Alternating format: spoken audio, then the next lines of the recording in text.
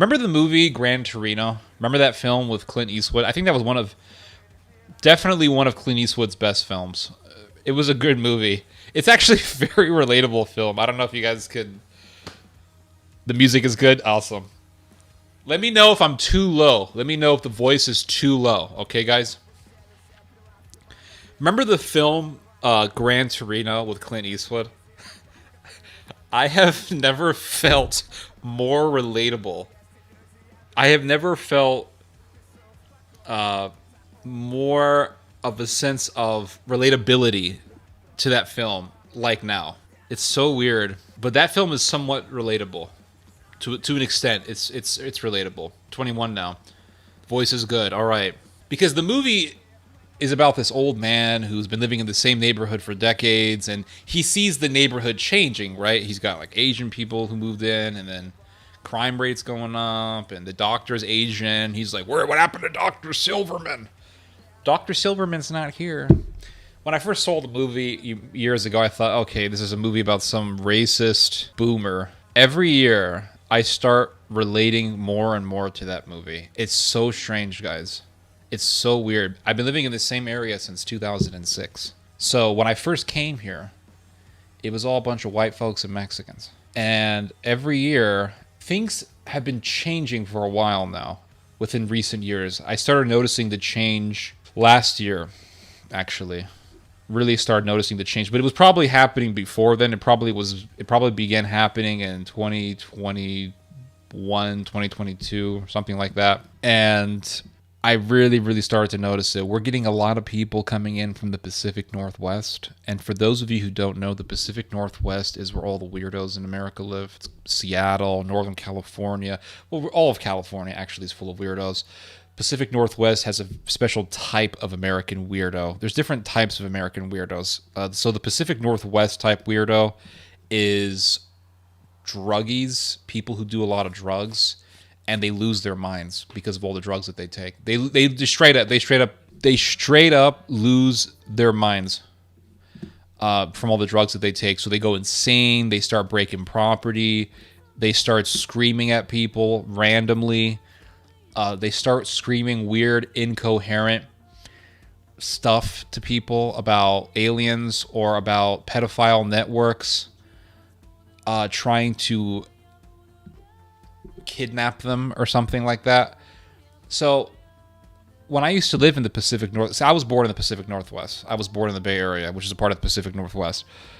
And when I was living there, that was the kind of stuff that I would see. Now it's worse, right? It's much worse than it was when I was living there back in the 90s and early 2000s. But that's the type of stuff that I saw. I remember when I was growing up in the Bay Area. It's amazing that the people in California, they will say things like, you know, people down in Texas are racist. And I remember I had a Jewish art teacher. Who hated the South. He was a native Californian. Yeah, Jewish art teacher. Could you imagine that? Doesn't that sound just shocking? Doesn't it sound just shocking to think Jews aren't art? There's no Jewish art teachers. That's impossible. No. It's, yeah, very shocking. I know. So I had this Jewish art teacher, and his name was Mr. Gross. That was his name, Mr. Gross. Gross is the name suited him. It suited him. Mr. Gross, he told me, he said, never go to the South. Never move to the South. Why not? He said, the South is full of racist. That's what he told me. He said, the South is full of racist white trash. That's what he told me. I saw more racism in California than I have in the South. I saw more racism when I was living in California than I have in the South. I remember when I was in the Bay Area, I was walking through downtown San Francisco one afternoon because I lived about half hour from San Francisco. Bob Ross. I wish I had Bob Ross as my art teacher. This guy was a maniac. So I remember walking down the side of the road in San Francisco, and I saw a homosexual with a little dog, a little lap dog, And in San Francisco, if you've ever been there, you know what I'm talking about. Or if you've watched videos of San Francisco, you know what I'm talking about. San Francisco is famous for its cable buses. So they have a cable bus system over there, and it's been there since the, I don't know, early 1900s. They have an entire cable system. They're all over San Francisco. So they have these wires that are hovering over the streets all over the city. And they have these cable buses, and the cable buses are connected to the wires. So they're completely powered by electricity. They're not powered by fuel. They're powered by electricity. And the buses take you anywhere you want in the city. That's how they work. So there was this black guy who was operating this cable bus, and he was doing some kind of maintenance work with the cable that the bus was connected to. And this homosexual guy was screaming at this black guy, calling him the N-word over and over, because I guess the guy told him that you can't have a dog in the bus. Yeah, I'm pretty certain that's what it was, because the homosexual guy was like, I can't bring my effing dog in a bus, you N-word, N-word, N-word. It was just straight up open racism right there. And the black bus driver said, go about your business, sir. I don't want no problems with you. That's what he told him. You effing N-word, N-word. Effing this. F you. And you can tell he was a homosexual from the way he talked. And he had a little earring on his left ear. Or one of the ears, I don't remember. But he definitely looked like he was a member of Sodom. It was just crazy. That was the type of stuff that I saw in California. And I remember when I came to the South, it was just white people and Mexicans. And now we're seeing it was Southern white people. So Southern white folks and basically Southern Mexicans or people from Mexico who come here to work. And that's what it was. And it was very dull. I mean, nothing happened.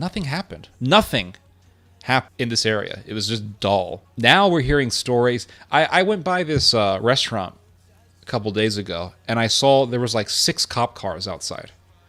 And I'm thinking, why are there 6 cop cars outside? What's going on here? What the hell is going on here? And the manager at the restaurant explained it to me. He said some lady came by, and she was going from store to store to store, just destroying property, just breaking stuff. Just store to store, breaking stuff. And I'm thinking, what? Yeah. And that's why there were 6 cop cars, and they finally arrested her. I'm thinking, I never heard of this crap happening growing up. I never heard of this crap since when I first came here. Never. I actually have never heard of this type of stuff happening until now. I'm thinking, what the hell is going on here? What's happening? We're getting all this sewage from the Pacific Northwest. That's what's happening. All of a sudden, we're getting homeless people walking into restaurants. That's another thing. Oh, that's another thing that I've noticed. Homeless people walking into restaurants. Never saw that. I never used to see that crap. I never used to see that crap when I first was living here. I never used to see that crap until now. Never. Homeless people walking in. Hey, man, can I get some food, man? I've been in Texas since 2006. And I'm telling you, when I first came here, it was clean. It was straight up. Remember the movie Napoleon Dynamite? It was a bunch of Napoleon Dynamites and Pedros walking around. Remember the high school from Napoleon Dynamite? That's how it was here. And I remember going to high school in Texas thinking this is just like Napoleon Dynamite. You got a bunch of Pedros and a bunch of Napoleons walking around. And the bully in the Napoleon Dynamite film, you had a bunch of kids who looked like that guy as well. It was plain Jane people. That's all it was. And now you're hearing about people randomly destroying property. You're seeing some homeless guy. I was at a restaurant yesterday, and some homeless guy just walks right out. Oh man, can I get some food? Man? Hey guys, can I get some food? Like what the hell's going on here? It's changing. It's becoming a loon bin, just like the Bay Area. And I'm thinking, man, there's no way you can escape California. There's no way you can escape the Bay Area. You try to escape, it's gonna find you. It's like a horror movie. The shit follows you. You think because you run away from California. You're thinking, okay, I don't want nothing to do with California. I want out of that stupid culture. I want out of that stupid society. Nope. It comes to follow you. The sewage just decides to flow and follow you. And I went to Target last Sunday, and I thought I was back in the Bay Area. I couldn't believe it. I couldn't believe what I was seeing. I thought I was back in the Bay Area.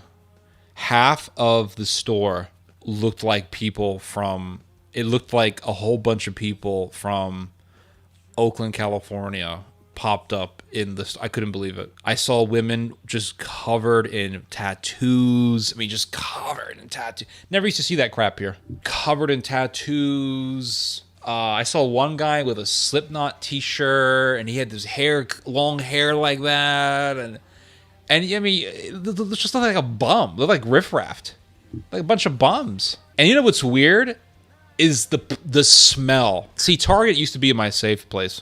That was my safe space. You went there, Target's clean, it's calm, it's not a rat race. That's why people love Target. People love Target because it's calm. It's not a rat race. It doesn't feel like you're in an airport. When you go to Walmart, it feels like you could die in a school shooting, in a mass shooting. That's what Walmart feels like. I always feel like I could die in a Walmart. Every time I go to Walmart, I feel like I'm putting my life at risk. Seriously. I'm thinking, is this the day I'm going to die? I'm going to get shot. Because you hear about these mass shootings. Walmart.